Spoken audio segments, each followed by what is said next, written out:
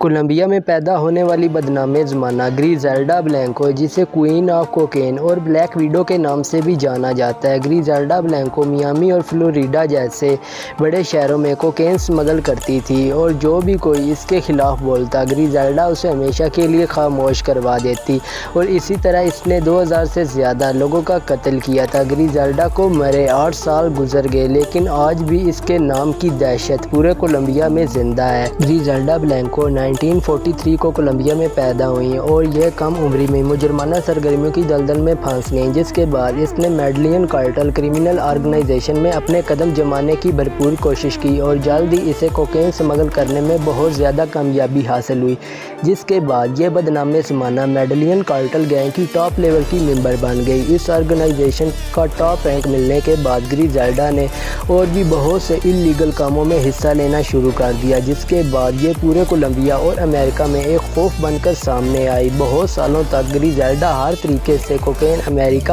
Especially Miami, New York, California میں smuggle کرتی رہی۔ اس کام کو کرنے کے لیے گریزیلڈا کے نیچے ہزاروں لوگ کام کر رہے تھے، جن میں ہر طرح کے لڑکے لڑکیاں شامل تھیں، جو گریزیلڈا کے کہنے پہ کسی بھی انسان کو مار دیا کرتے تھے۔ 1970 میں گریزیلڈا کولمبیا چھوڑ کر نیو یارک چلی گئی۔ گریزیلڈا کا نیو یارک آنے سے کوکین اسمگلنگ اور ٹارگٹ کلنگ میں بہت اضافہ ہوا، اور اس ٹائم پہ ڈرگ اسمگلنگ بہت عام ہو چکی تھی، جس کو روکنے کے لیے USA نے ایک special drug enforcement agency DEA کو بلینکو کے پیچھے لگا دیا، تاکہ گریزیلڈا کو پکڑ کے ختم کر دیا جائے اور یہ جانا جا سکے کہ کوکین کی اسمگلنگ میں کون کون ملوث ہے۔ لیکن یہ سب کچھ اتنا آسان نہیں تھا، کیونکہ گریزیلڈا کے ساتھ امریکن پولیس، بہت امیر کاروباری لوگ اور پولیٹکس کے لوگ بھی شامل تھے، جس وجہ سے گریزیلڈا کو پکڑ پانا بہت مشکل تھا۔ USA یہ چاہتا تھا کہ گریزیلڈا کے گینگ میں اپنے لوگ شامل کر کے ان کو ختم کر دیا جائے، تاکہ کوکین کی اسمگلنگ اور باقی سبھی ٹیرورسٹ ایکٹیویٹی کو امریکہ سے ختم کیا جا سکے۔ ڈرگ اسمگلنگ کو روکنے کے لیے US drug enforcement agency DEA نے تحقیقات کرنا شروع کر دی تھی، جس کا نام آپریشن بانشی رکھا گیا تھا۔ 1975 میں ڈرگ انفورسمنٹ ایجنسی نے گریزیلڈا کے 30 سے زیادہ لوگوں کو 150 کلو کوکین کی اسمگلنگ کرتے ہوئے پکڑا، جس کے بعد ان لوگوں کے ساتھ گریزیلڈا بلینکو پر منشیات اسمگلنگ کے تحت فرد جرم عائد کی گئی۔ جب ایجنسی کے لوگ گریزیلڈا کو پکڑنے گئے، تب تک گریزیلڈا کولمبیا واپس فرار ہو چکی تھی، لیکن ابھی زیادہ عرصہ نہیں گزرا تھا کہ گریزیلڈا کو کچھ ضروری کام کی وجہ سے واپس US آنا پڑا۔ اس بار اس نے نیو یارک میں نہیں بلکہ میامی میں رکنے کا فیصلہ کیا۔ اب تک انفورسمنٹ ایجنسی والوں کے سامنے گریزیلڈا کی باقی بھی بہت سی انلیگل ایکٹیویٹیز سامنے آ چکی تھی، جن میں ہزاروں لوگوں کا قتل، اور اس کے علاوہ 1979 میں گریزیلڈا کے حریف کے کیسینو پر فائرنگ شامل تھی۔ اتنے سارے ثبوت ہونے کے باوجود انفورسمنٹ ایجنسی گریزیلڈا کو پکڑنے میں ہر بار ناکام ہوتی۔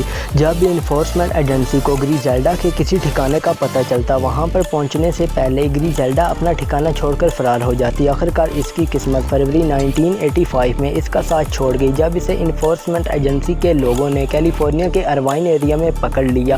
جون 1985 میں نیو یارک میں گریزیلڈا بلینکو کا ٹرائل شروع ہوا، جس میں گریزیلڈا پر کوکین کی اسمگلنگ کرنے کا جرم صرف ثابت ہو سکا۔ ایجنسیوں کے پاس متعدد قتل کے ثبوت ہونے کے باوجود گریزیلڈا تمام قتل کے الزامات اور باقی انلیگل ایکٹیویٹیز کے الزامات سے بچ نکلی۔ اس فیصلے کے بعد انفورسمنٹ ایجنسی اور باقی تمام لوگوں کو گریزیلڈا کی پاور اور بھی زیادہ صفائی سے دکھنا شروع ہو گئی۔ گریزیلڈا بلینکو کو صرف 15 سال قید کی سزا سنائی گئی، اور جون 2004 کو انہیں جیل سے رہا کر دیا گیا، جس کے بعد یہ واپس کولمبیا چلی گئی۔